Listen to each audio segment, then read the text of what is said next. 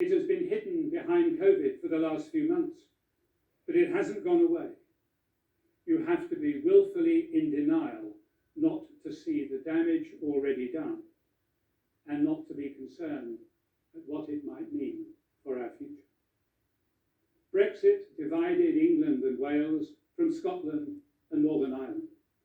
It divided political parties and families. It divided the young and their elders, business and trade unions, and it divided friend from friend. As its full impact becomes apparent in the new year, old wounds may reopen. There is no consensus on Brexit, and never has been.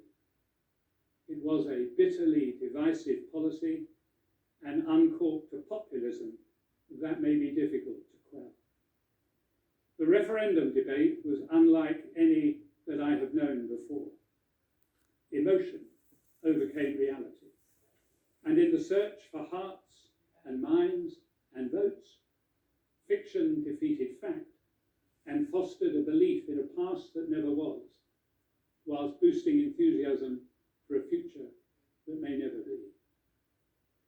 If that mode of politics takes root, it will kill all respect in our system of government. In the referendum, Britons voted to leave the European Union. I have never hidden my view, nor have I changed it. To my mind, and I am no starry-eyed European, Brexit is the worst foreign policy decision in my lifetime. I have seen the European Union from the inside, and I know its frustrations, but I have no doubt we are better off in than we will be out. The decision to leave will damage our future in many ways, and the reassurances we are given are unconvincing. Brexit was sold to our electors on false premises. Promises made will not, indeed cannot, be met.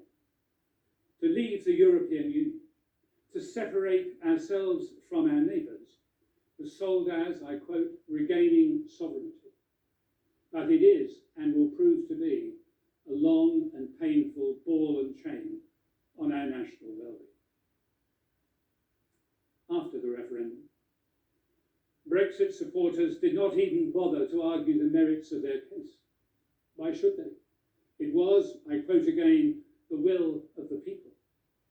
And once the will of the people was asserted as a repeated mantra, and the Brexit leaders claimed to speak for all the people, any opposition to Brexit became illegitimate, and any contrary view was howled down.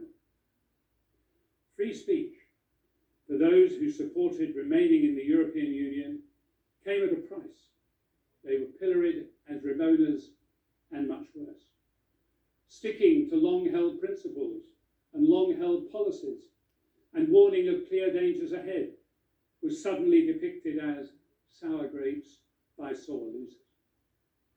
Even judges were denounced as enemies of the people for ruling on a point of law. Some opponents of Brexit were cowed and free speech was curtailed.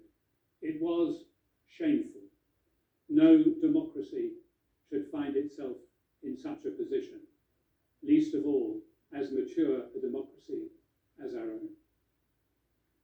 Overseas, the outcome of the referendum delighted our enemies and dismayed our friends.